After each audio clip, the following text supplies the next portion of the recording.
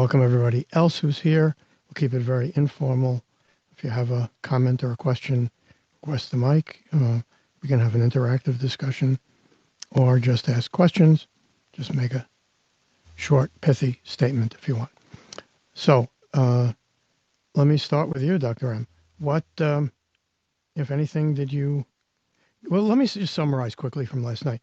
First of all, for anybody new, I think most of you are followers that are on here, but who knows who's listening to this later on. The mind skills are the skills, they're kind of your methods for thinking and feeling and acting effectively. They're the ones that cut across all areas of your life, your career, your personal life, everything. So for instance, it wouldn't be coding. That would not be a mind skill. That is a specific domain, specific skill. But learning how to code is a mind skill, the learning part. Changing a flat tire is not a mind skill. Learning how to change a tire or winging it if you don't know, or what to do if it happens and nobody's ever showed you how, that's a mind skill. So that's a mind. And now purpose is the overall aim and direction of your life, your long-term goals, if you will. But they are long-term goals, but they are in the present very much. They're guiding your life pretty much moment to moment on a subconscious level. Some of us, it's totally subconscious, never get to it. Other people get to it very clearly, but then you can't keep it in front of you every moment of the day. So it kind of guides you in the background. So, Dr. M, I keep wanting to call you Saman, I'm sorry. Doctor, I have to kind of force myself to call you Dr. M. I find it too formal, but we've had a little bit of a go around on that, so I will respect your wishes. Did you have any additional thoughts or about it? About what we did last night? George. Yeah, sorry for giving you a hard time No, on not at all. insisting on the Dr. M. No. I did. George, actually, despite having a very busy day. Probably Tuesdays are the busiest days at the clinic there. But despite that, yeah, just naturally, I suppose the best way to describe it would be kind of seeing or imagining the future of several endeavors that I'm involved with currently, that I'm spending time on, and kind of gauging that where those endeavors are going against the exact life purpose that we got to last Yeah, night. the way I like to put it is, are they on purpose? Right, exactly. Yeah. So kind of answering that question with yeah, just the things that I'm currently involved with on a daily basis. Yeah. Interesting. So you're doing it consciously. So most people go through life not doing that consciously, and they ending up doing a mixture of things that are on purpose, off purpose. The things that are off purpose are basically the things in their life that are the most boring. And so when somebody is even a high achiever and they're bored, it's virtually almost invariably, I just can't imagine an exception. It's because they're not on purpose. Because if they're on purpose, they'd be excited. Now, not going to be excited, wildly excited about every single thing you do that's on your purpose. And there are some things that are that are boring in the sense of repetitive. There are elements that are repetitive, but if you're on purpose, you're energized, you're joyous, you're happy, you got oomph, you get out of bed in the morning enthusiastically, etc.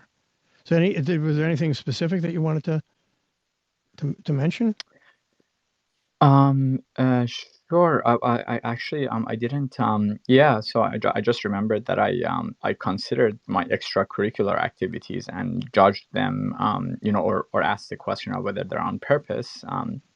But not specifically, what they are today, what they are today, and also what they would lead to But I just remembered or realized that I didn't do that to come, with my main work, my daytime job.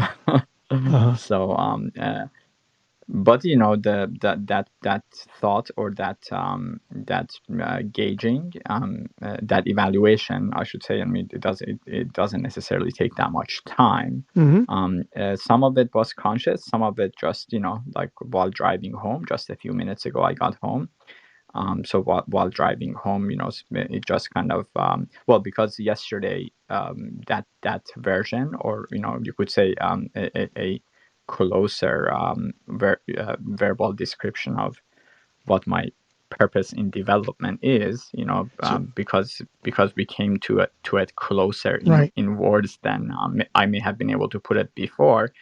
So it kind of, is rattling there in my So mind, and causes, spontaneous, thing, like, thoughts right. to occur in that Yep. direction Yep. I know too. exactly what you're talking about. So just for anybody who didn't hear or doesn't remember, um, can you state it briefly and succinctly? Sure. What? So what is we got to it by my asking you to uh, tell us something that excites you. And I kept asking you, what about that excites you? And what about that excites you? And eventually we got to, Um, the purpose My purpose is to engage with, people in conversation in a way that results in personal growth. good. Okay. When saying that, does that make you excited or is it in? I mean, it does. Yeah. I would say so. I think maybe just now I kind of like said it sort of flatly, but Yeah, yeah, that's why I I mean, asked you because it's, you said it flatly. Then when I asked the question, you came back much more enthusiastically. So it was interesting. yeah, I heard it very strongly in your voice. right. No, because I realized I kind of just was, regurgitating, almost something like memorized, kind of trying to, And was then you trying got in to touch with it. remember, and then I actually, got in touch with Yeah. it, right? See, that's what happened. I mean, I'm glad that happened.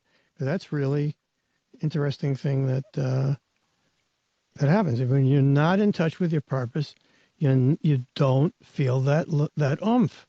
You don't feel that that je ne sais quoi. You don't feel the excitement.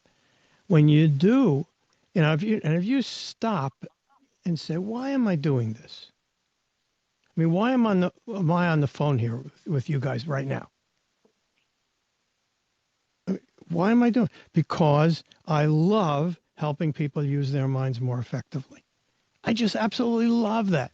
If I say one thing that makes a difference in your life, makes you more effective, makes you able to get more of what you want, less of what you don't want, then that's my purpose in life. That's what I want to do.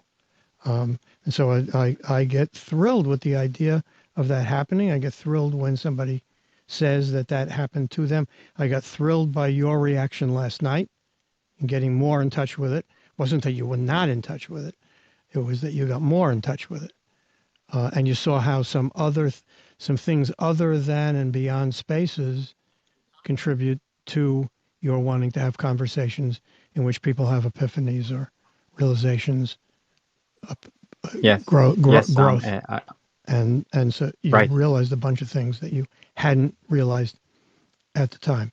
Um, Definitely. yeah, Yeah. I would urge all of you who are listening, whether you're listening now live or you're listening to the replay later, to get a pencil and paper, if there are such things anymore.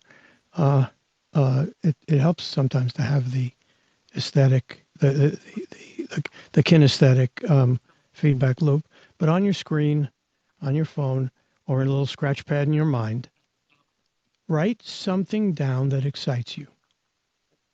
And then ask yourself, or maybe at the top of the page, say, what excites me about X?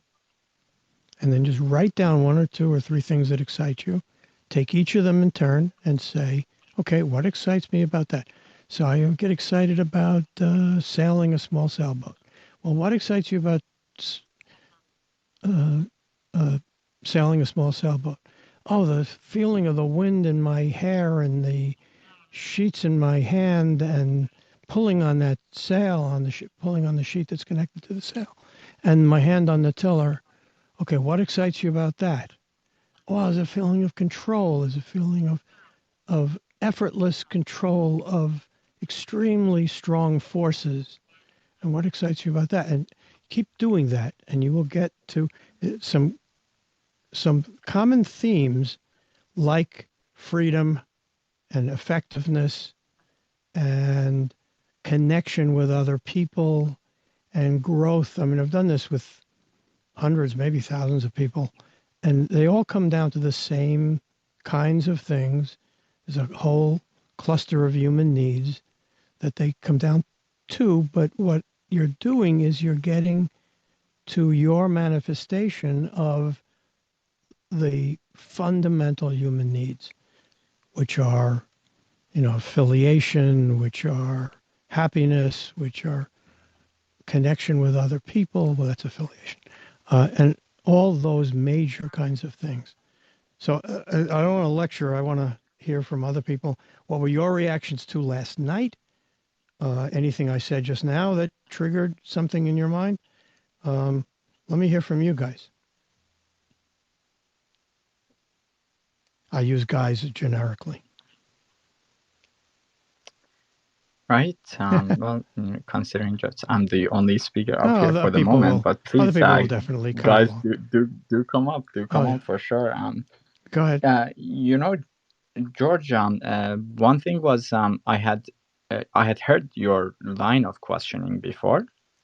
And I had tried to kind of do that sometime just with myself, and it wasn't as effective. And I'm wondering why, or maybe because I wasn't, I wasn't gauging my own, I guess, inner voice's excitement, I suppose, because I wasn't doing it out loud. I'm not sure why it wasn't as effective Can you doing it. describe what you got stuck on, or how you got stuck, or why it wasn't more effective? Can you Well, get into touch a little more yeah. detail? Yeah. So I just ask myself, what is it about social audio that excites me? Mm-hmm. And just and then I didn't write it down, so I don't remember what my exact response was then, because now that it kind of leads to where we got to yesterday. I don't remember what it was, but I didn't get to where you took that yesterday. So Were you it not able to wasn't. answer the question when you ask yourself, "What excites me about social audio?" Um, were you able to answer the So question at all, or did you come up with something vague no, and I answered unsatisfying? it. Yeah, no, I may have answered it. It may have been something like connecting with people, so not as specific. Um, and I guess that is an answer too. Yeah, but it's what you. So when you do it with yourself, you let yourself Mhm. kind of get away with things that are a little more vague. If you Right. know you're talking to somebody else, you're going to be a little more specific and precise. If you just say, well, talking to other people, that kind of feels internally satisfying.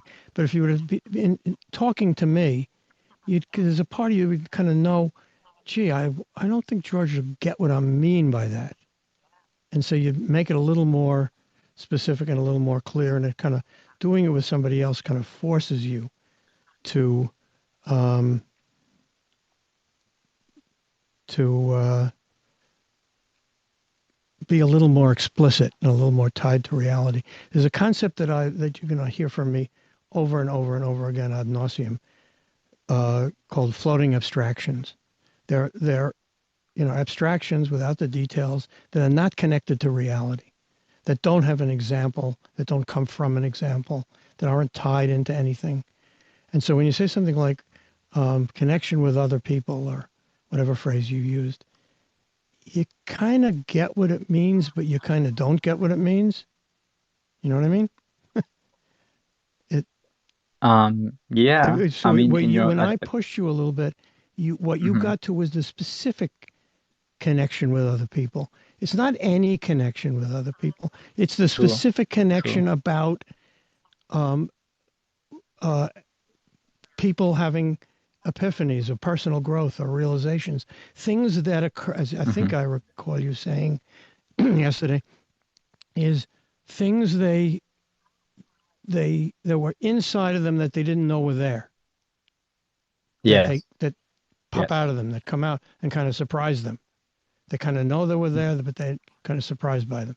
That kind of experience is very exciting to you, and so you get to a little more Yes. precision. Let me let me. I want to open the floor to discussion, but I do want to do it in discussion mode. And so what I'm going to Hmm. do, one second, I am going to play for you guys this. I'm going to turn this over to interactive discussion mode without hands raised, etc. Uh, and rather than take a long time to explain it, I have a under 2 minute recording that'll explain what we're going to do and how we're going to have this discussion.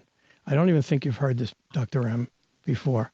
Uh, I have. oh, you have? Okay, good. So Yes. I'm eager to hear your reaction to it, any ways I can make it better and all that. But it'll give you the idea. Here it goes.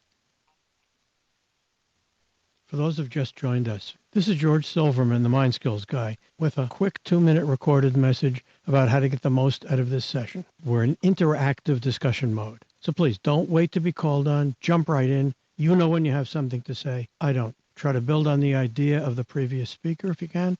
I usually don't call on people. You've got to be assertive in my groups. If you raise your hand, I will eventually call on you, but I give priority to people who want to jump in at the point of their maximum enthusiasm and when they think the point they want to make is most relevant to what someone just said. So jump in at an appropriate time. Talk to each other, not just to me. Ask each other questions, share ideas, acknowledge each other's contributions, build on their ideas, respectfully give us your different perspective. And when you talk, use your first name at the beginning or end of your first sentence. Like, this is George, and I just want to add to what Harry just said. Have a discussion, not just a serial speech making or long, free associational monologue. Keep it pithy, concise, and rich, short, and to the point. As you're collecting your thoughts, perhaps jotting down your main point, I want to say a few words to people who may be reluctant to jump into a discussion without being called on or being invited. In many cultures, it's rude, particularly for women, to enter a conversation without being invited. You've been taught to wait to be introduced, and you've been taught to profusely thank the host. Please try to put those rules aside for this session and join us spontaneously without being invited and without thanking me. I thank you for participating. It's my honor to have you here. If you can't seem to overcome your past habits, of course, raise your hand and I'll invite you to speak. But again, I prefer that you jump in spontaneously. Thanks. Cool. Could I bring a small analogy about productivity? Sure. One thing I forgot And to say is when you talk, use your first name or any name you'd like to use because I like to address people specifically. So so this is Memezia 22. hi, I'm Amazing. Thank you. Again, profusely thank the speaker. I must. So I guess having a computer science background, I'd like to simplify things and make a container of things into which I can then place, I guess, my ideas, my thoughts, my know-how, my creativity, kind of like mind mapping, if you ever Sure, of heard of that. course, of course. Yeah, there's a lot to So I say about guess that. there's a lot of well, so okay, so I'm sorry that I'm in the middle of getting taking a break from work and I got to go back and do some stuff, but I'm going to try and keep it extremely brief Please. because of that. Okay, so there's two methodologies. One is a hierarchical structure But I'm where you not sure start from the top I'm not down. sure what that has to do with the topic that we're discussing tonight, which is purpose, your purpose in life. Right. So bring Yes. give me the So headline first so that I can follow you because I'm having trouble following you. Tell me what you want to say so and you then expand on it. build modularly. Gotcha. Start from the small things, and build up to see That's patterns. very helpful. Thank you. So a lot of people unfortunately get caught up and sucked into this hierarchical structure of things, where they try and build things from the top down in finding purpose in life. They have an idea in mind, and then they try and force that into the reality of their life. And when you get down to the small details, the nitty gritty, it's where you get stuck. So when I was taught programming, I was taught, like, say, for example, you want to program blackjack. The very first thing you program is an object called card. And then you develop the properties of this thing called card, which is the smallest atomic element of it you're talking about. Yes, and you build up, meaning I compartmentalize my life into these different sections, and I compartmentalize them solidly. That also helps me with memory. So let me repeat back to you to make sure I'm getting what you're saying. It sounds to me like you're saying, don't let me put words in your mouth. If I'm not getting it, you correct me. But it sounds to me like you're saying that if you start trying to figure out your life purpose as such, it's too big and vague and complicated, and you just can't get anywhere. But if you take one thing that excites you, like what I did with Dr. M last night, then you can kind of I was listening. Kind of build up from it, go down the trail, find it, and then generalize from those examples. You can get to your purpose in life. Yes. Am I getting that?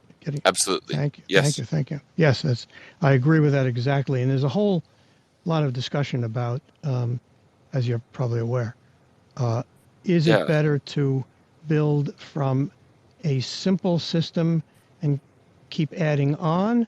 Sometimes you get a monstrosity like the lunar module, or at least it looks like a monstrosity, but it's extraordinarily functional, and it works.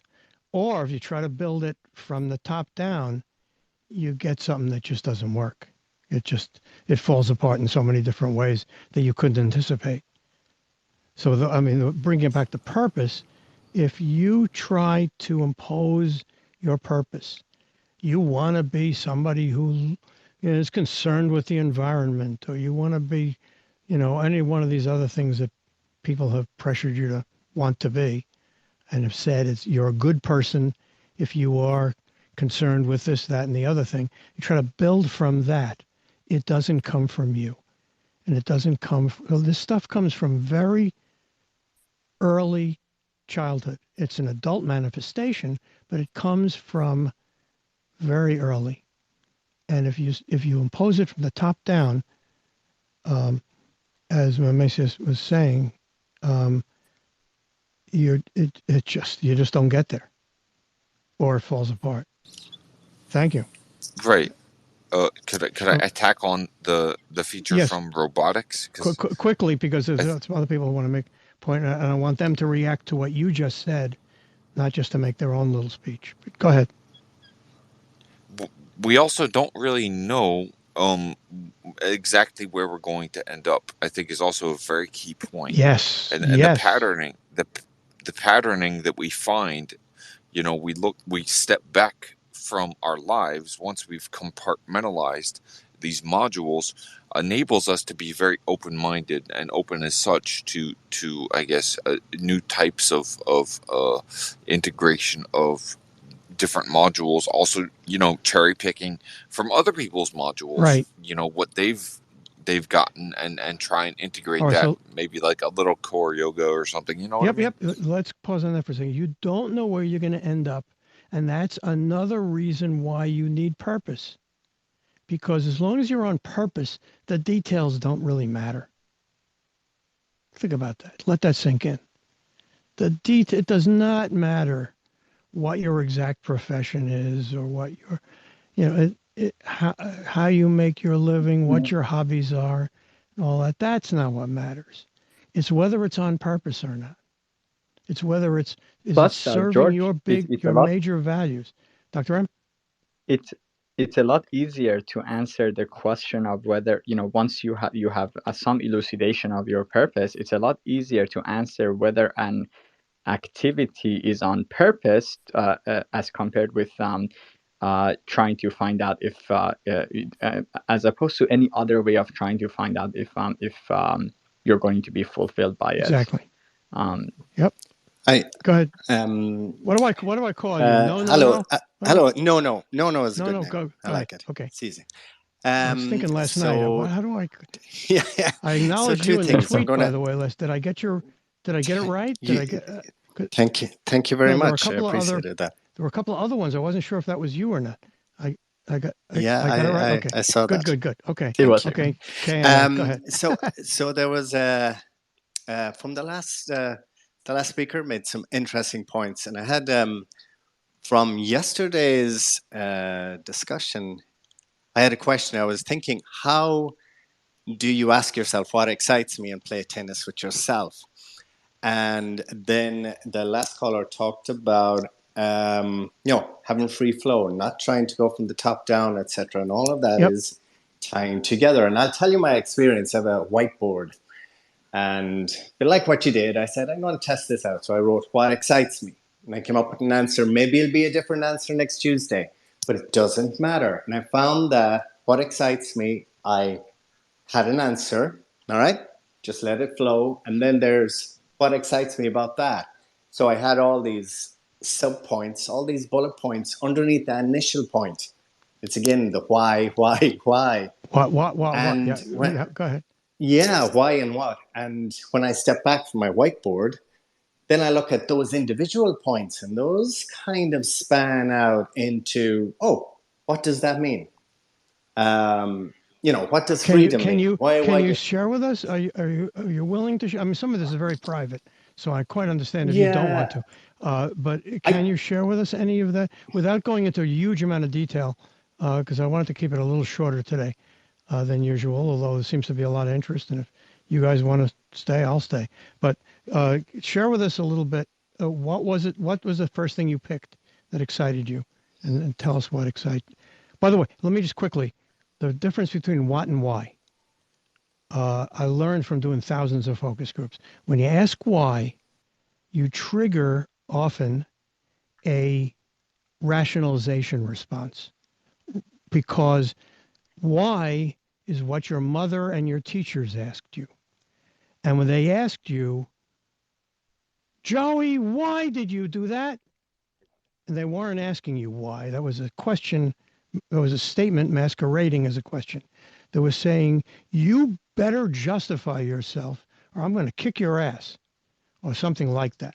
That was saying, you better, it's a demand that you rationalize yourself and tell me why you took those cookies out of the jar when you knew you weren't supposed to. So you're going to make something up. And so when you ask adults why, you often get rationalizations. But what I learned in learning the Rorschach test and some other psychological projective techniques, what you do is you ask the person, what about that? Take it off the person, put it on the thing, like when the Rorschach test, what about that ink blot made you think of an elephant? Not why did you think of an elephant? Totally different responses. This is well documented. If you ask why did you see an elephant, you get totally different and superficial stuff. If you say what about that card reminded you of the elephant, you get something completely different. So go ahead. Sorry, I got off on a little toot there. No, I enjoyed that. I enjoyed that tangent. Why as well? Like I think about questions in why is a great interviews and just question, in communication. It's a great question for a scientist to ask. Why does that thing happen? Yes. Why is that spark ignite? Why is that? That's fine. But you don't ask that to a human being.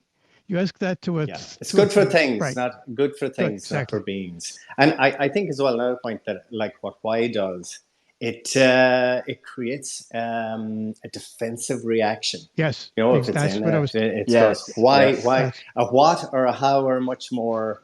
You can ask the same question with a what or a how, and it slips in there a bit easier. Instead of saying why, I often say, how come? That's totally how different. Come? Tell me more about that. Yep, exactly. But how come or tell me more is gets a totally different reaction. Go try it on people. When you would start catching yourself asking why, and it'll eventually, pretty soon, it'll stick in your throat, and it won't. I almost can't use that word anymore. And I recognize that it's an important word. It's especially in science. I'm not disparaging the word why. I'm just disparaging it in for this particular usage. It's a little brain hack. Go ahead. Sorry. It's similar to when saying I feel sad when you did this, as opposed to you made me sad by doing something. Right. Just putting it Yep. the same, saying the same thing. Exactly. Just yeah. Mm-hmm. Yep. So what excited you, Kana? When I did this last night, so I said, what would excite me? What excites me? And I kind of said, I picked something just for the exercise. And I said, to be financially independent. No, that would excite me a lot. Uh-huh. So I went with that for the exercise. Good. And then I went, what excites me about that? And then I got a list of bullet points that were like control, freedom, be a better parent, rediscover me. There's some writing stuff that I'm interested in. And then when I took those bullet points, you can expand them out one or two more levels. So what I would do... So even taking some casual, it's very effective, right. And I'd love to get your input on what I would do is, if a list flows out of you like that, that's fine. Write down the list. But then look at the list and pick the item that most excites you, that you have, as my late friend Bill Cope used to use the phrase, what do you have the most energy around, is another way of putting it. What do you have the most energy around, or there's a list. Being able to do whatever I want, going on a kind of vacation, wonderful car, all the kind of things that financial independence, never having to worry about or being able to do my whole life becomes a hobby, or whatever it is. There's a whole long list. Then you look at the list and your gut, you pay it. Don't do it from your head, do it from your heart, or your gut. Either one will work. And let it tell you which one wants to leap off the page and leap at you. It's a little metaphorical, but I don't mean it literally, but you know what I'm talking about. And go with that one and go down that trail and then go down the next trail. And then, you could do it with each of the items if you want to really be thorough about it. And it's very interesting to see, do you end up in the same place or don't you? If you do, it's certainly telling you something. If you don't, could be telling you haven't gotten there yet or to enough fundamentals, or you may have more than one purpose. There was one or two, George, on the list. To your point, there was an energy where you go back, you ride in a flow of consciousness, and you just association, keep it open. Right? That's disassociation, and you just go with it. And then when you go back, kind of with a level of analysis, and go, all right, I'll put another level on these. There's one or two of those, maybe three, that did have that energy that I look at them and I read them and I go, that's interesting. Did I write that? So just to your point, there is an energy. There is something to this. What was it? But I don't know what it is. Curiosity, I can't resist asking you, what of the list, what was the thing that was most exciting on the list? There was one, two, because I put some asterisks, if that's the plural of asterisks. Yep. Extrexi. There were a few that I need to... What was the one? Don't think about it. Don't stop. Okay. Don't think about it. What was the most thing? Just blurt it out. What was the most exciting thing that on the list? Forget the list. Just the one that surprised me most was rediscover me. Okay, what about that excites you? There we go. Got to go down that rabbit hole to see what that is. What excites you? I think excites me about that is... Rediscover. What excites you about rediscover me? Is I think it's a deeper association with maybe getting out of the rat race a bit. Maybe, and it probably goes back to a sense of control. What excites you about getting out of the rat race?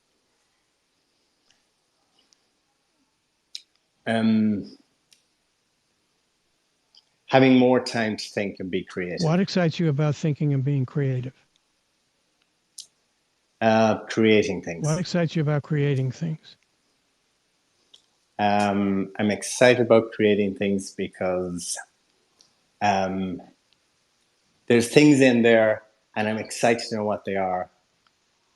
But I won't know what those creative things are or the quality of them until I have this freedom to just go and do now, that. If I keep asking him that, he's going to keep coming back with creative, because he's there. Yeah. You're there.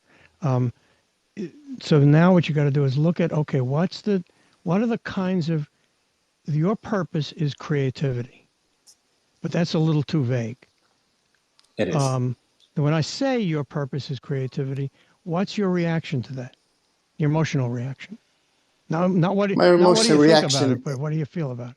Yeah, I get that. Emotional reaction is almost, it's a matter of fact reaction. It isn't emotional. It isn't, oh, wow, that's it. It's obvious. Yeah, that's it. It's obvious. It has an obvious It's so obvious that it's feel. kind of stupid for me to say it.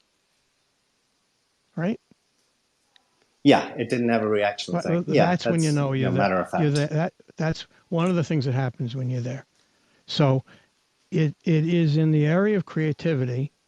And now you got to look at, okay, what are the kinds of things, what are the creative things? You know, there's creative and there's creative. There's a lot of different manifestations of creative.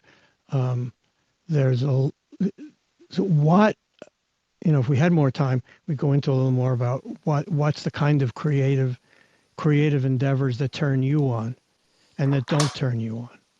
And we'd refine them a little bit. So that's what I would recommend you do with yourself. Ask yourself, and to answer your question, your explicit question was, why doesn't this work quite as well with yourself? Why was I able to just do it with you very quickly when you weren't able to do it as well? Well, aside from the fact that I have more experience with it, I interrupted you. I focused you. I fed the word back to you. I kind of forced you down that rabbit hole. You were about to go into a bunch of details and embellishments and other kinds of things that would take you off of it. And one of the reasons people do that, I forgot to mention this yesterday. One of the reasons you kind of take yourself off track is that a lot of people, maybe even most people, I'd go so far as to say, kind of get a little embarrassed about getting in touch with their purpose. It's very personal. It's something that most of us have been taught as a kid is not legitimate. People are made to feel that their interests and inclinations and curiosities are quirky and they don't fit in and they're wrong in some way. That's at best.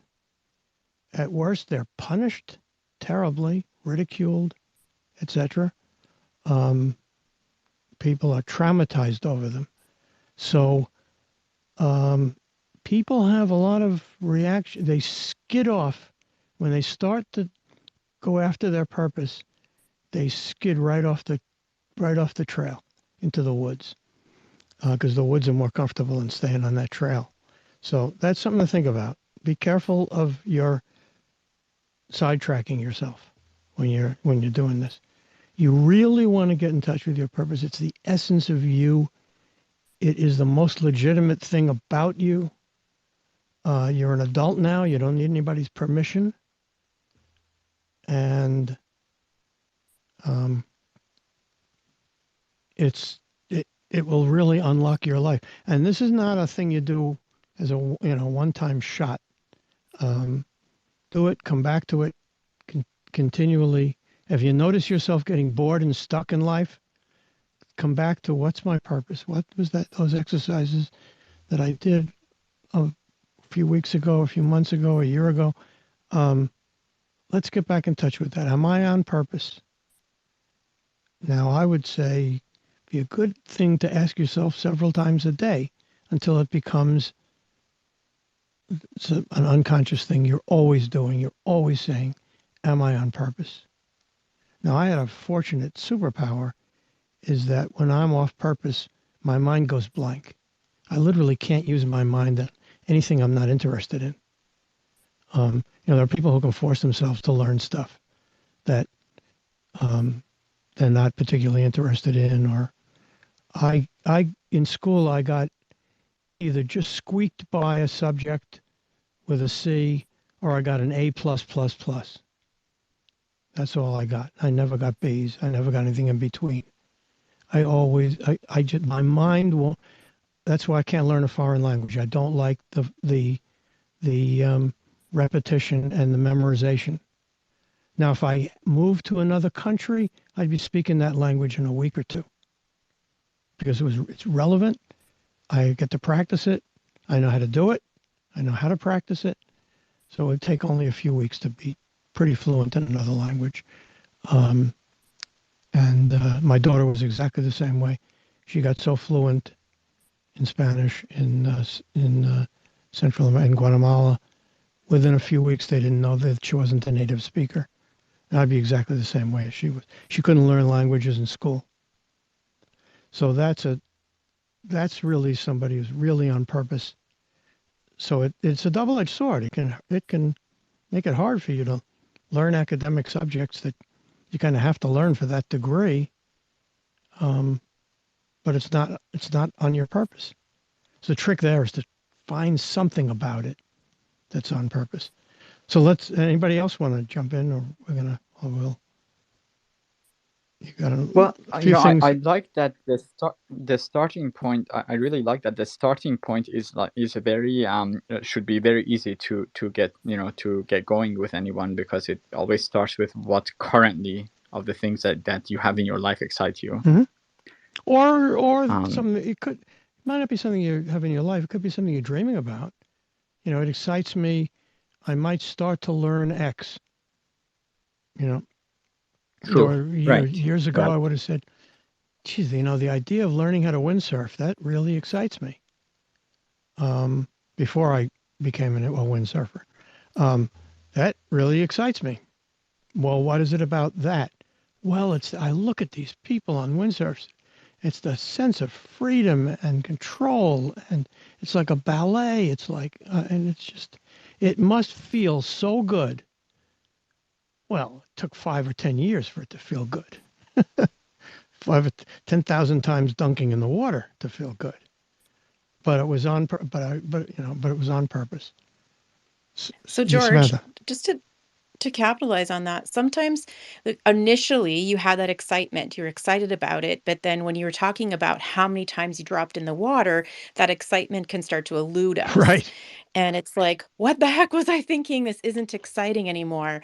And from yesterday to today, a discovery and something that I've been trying all day is things that became to me like the dunking in the water, the mundane things like marriage can be, or parenting, or just the regular everyday things that don't have that excitement anymore.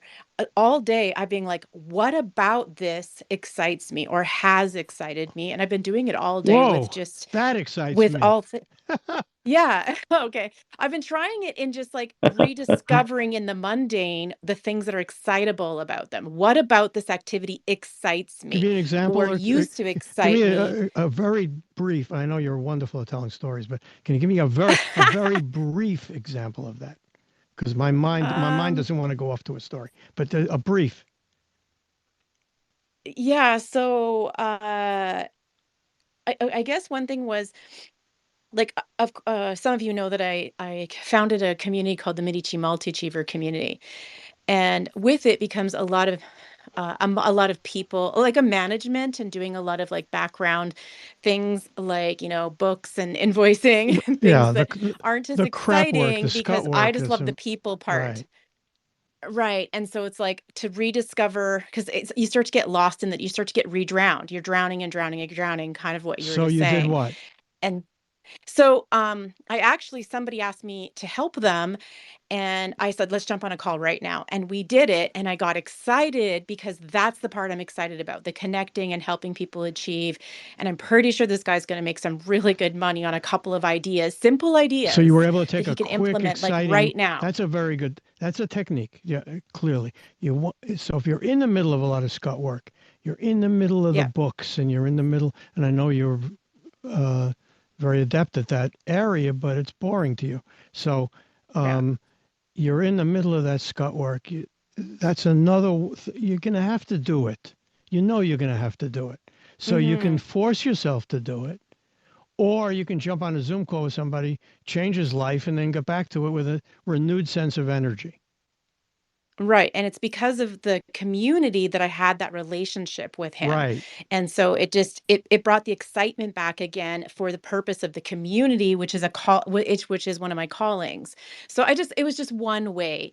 I even thought of it in my marriage too. Like husband's super grumpy because there's no rain and we're looking at massive like dirty 30s disaster and he's definitely vibrating negative energy. Right. And I can And see why. Yeah. understandably, but then I was like, what excites me about marriage? What excites me about seeing him every day? And I just like those little Yep. things. What is Exactly. it? What is it? And I just kept doing it. Wow.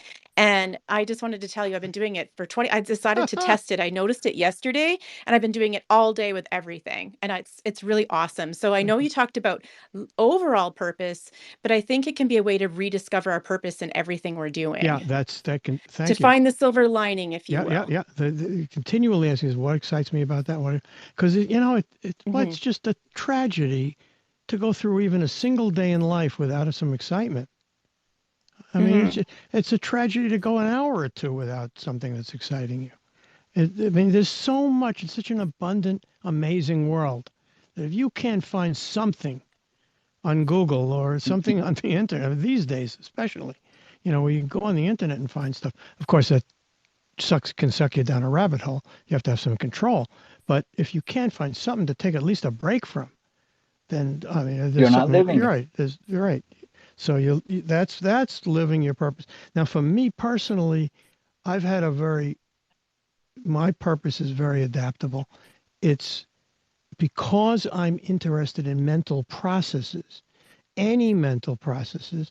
Every friggin' human being on earth fascinates me. So my wife is like, my wife's a psychotherapist. She works with couples. She's an unbelievable people person. But I'm the guy, and I'm more cerebral.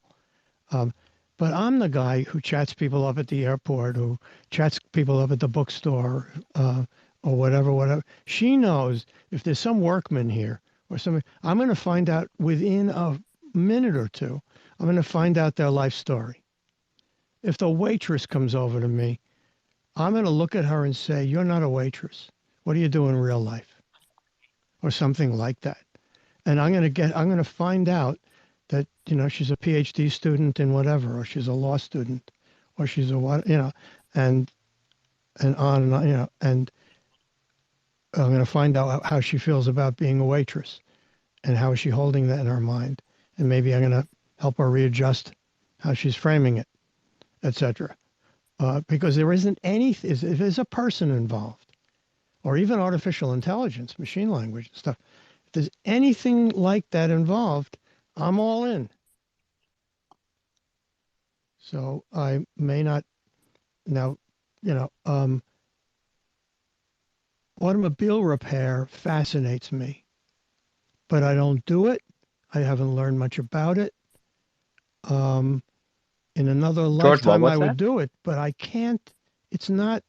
I don't. The engine doesn't have a brain, so I'm not interested in it. What was that, George? I missed The, what you're so talking with about. automobile repair, that's something Oh, okay, that gotcha. could be Gotcha. fascinating to me. I know it could be intellectually fascinating, but it would get boring very fast. I know it's off purpose. The engine doesn't have a mind of its own. My dog does, but not the engine. So that would be off purpose. But a person, any person, I want to know how they think. So some things are very interesting and adaptable, like yours, Dr. M. The wanting to bring people to points of realization that they didn't have before. Yes. That is really um, that's almost anybody and everybody, right? Right. So Right. thank you, Yeah. Samantha. That was really interesting reminder that, yeah, if you keep asking yourself what excites me about that, or what could excite me about that, Um, Mhm. I heard somebody once describe in a reframing workshop how he reframed cleaning the toilet and made it into something exciting. You can just imagine how somebody might be able to do that. I'm not going to go into all the details, but you can take almost anything and find something about it that's exciting and that's on purpose and therefore exciting. That's a good place to leave it, I think. Anything else that anybody wants to bring up or share before we close it? I'm trying to The last teach the last points. myself to The run last shorter sessions. Go ahead, Kanan. the last point sounds like carry water, chop wood. Mm-hmm. Exactly. Yep. Can you expand on that just in a sentence or two if anybody doesn't get the reference? The reference, I think it's a Buddhist reference, and it's finding the wonder, the purpose in Anything everything. and everything. Washing the dishes, Right. looking at a sunset, cutting your toenails. Right. Chop water or chop, Chop. carry water, chop wood. Right. Exactly. All right. Great. Thank you so much. Very interesting. So just a few words about the thank Dr. M and Samantha for putting me on this track. I think I thought more and more about it since Sunday and since running last night's session. I think this is really the way to go, to take the various Yes. different subjects. See, my inclination is to write all about it. So I've really got my thoughts straightened out and I have them in order in that hierarchy that he was talking about before. And be able to explicate the whole thing in an article, and then I feel I have the right to run spaces about it or workshops. No, I think the way to do it is to run workshops on things, and then Yes. to say, okay, what lessons do we have to learn from that? Now there are some areas that I don't know as much about, so I did as a little exercise. Well, let me let you in on this. I did as a little exercise. Which area of mind skills am I weakest in? Do I feel I'm weakest in? And that would probably be decision making.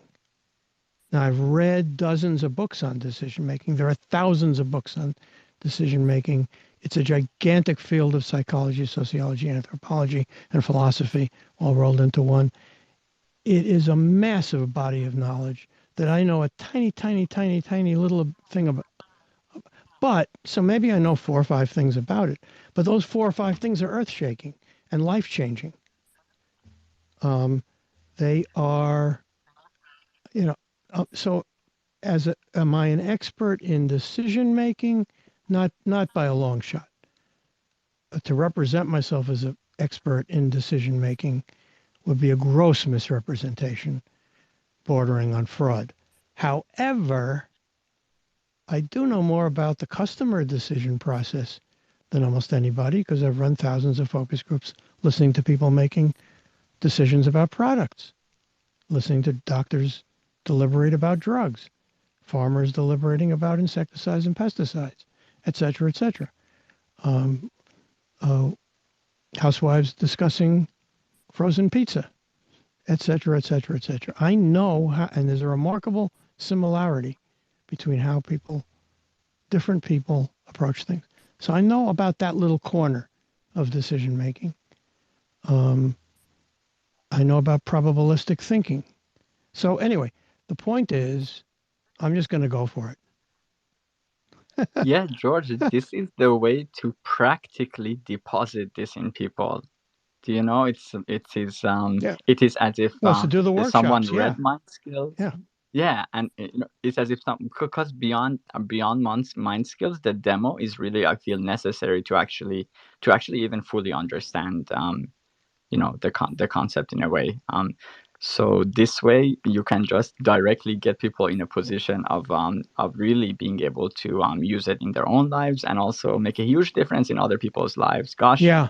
Yesterday's session, like that ability to be able to get someone to be connect with their purpose or help someone else connect with their Right. purpose in about like 5 to 10 minutes, that's powerful. Well, I know, but also look, it's obvious. It's obvious that if you and Samantha and KNN and the other guy whose name I forget at the moment, M.A. or something, he had to drop off. It had an impact on your lives. Okay, and you are smart, accomplished people. So I know it had an impact on the people who were just listening. I don't mean to disparage it by saying just listening. People who are listening. I know it had an effect on them because that's just the way it works. I know that I had enough experience in life to know that, if we had 130 people listen to last night's session. And they're listening to the replays. So I know it's having an impact. Now, is it the last word, the be all end all on purpose? No. I'm sure I'll learn things about purpose a month from now, a year from now. But that doesn't mean that you can't have a gigantic impact on your life. So, my God, a record for George. He brought a space to an audio group discussion to a conclusion in 58 minutes, in two minutes less than a minute for the first time in his life. That's it. 10,000 after 10,000 groups, I finally ended one in under an hour. Okay, I want to thank you all very, very much for participating, and maybe we'll do it again tomorrow. I would do it every day if I could. We'll see. So maybe we'll do it tomorrow. We might jump around in some times. Some will be announced in advance with a topic. Others will be open mic. Let's see what happens. Open subject, open mic. So we'll experiment with different ways of doing it. And the objective is to impart mind skills to people and help them tune it up. Good night, everybody. Yes. Thanks. Good night. Thank you, George. You're welcome. Good night.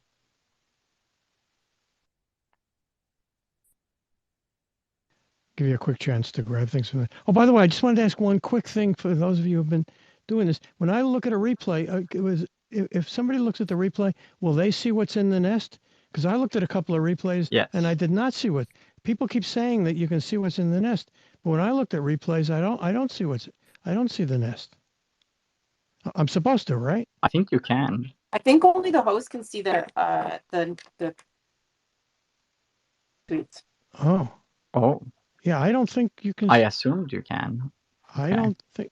Well, maybe if you're co-host, I'm gonna have to check that out because I looked at a couple of replays specifically to see the ones that I knew had a nest, and nope. So I don't know, but anyway, grab the stuff from the nest, the transcript of today's session if you found it valuable, but the moment is the important one, which is what the first or second one in the nest, I guess.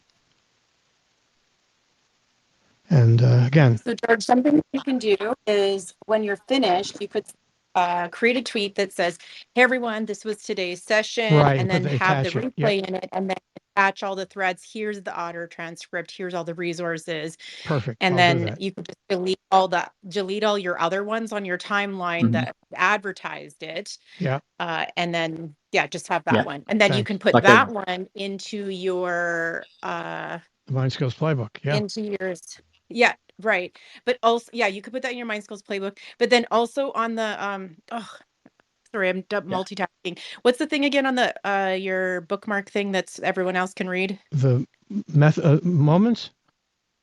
Yeah, the moments, and then you can just put just that one into your moments. Right. Yeah, so a replay tweet, basically. A replay tweet with all of the assets attached to the replay tweet. Perfect. I will do that. Thank you so much. Yep. Okay. You're welcome. Once again, Samantha nails the obvious that nobody else sees. That I didn't see. Thanks again. Bye-bye.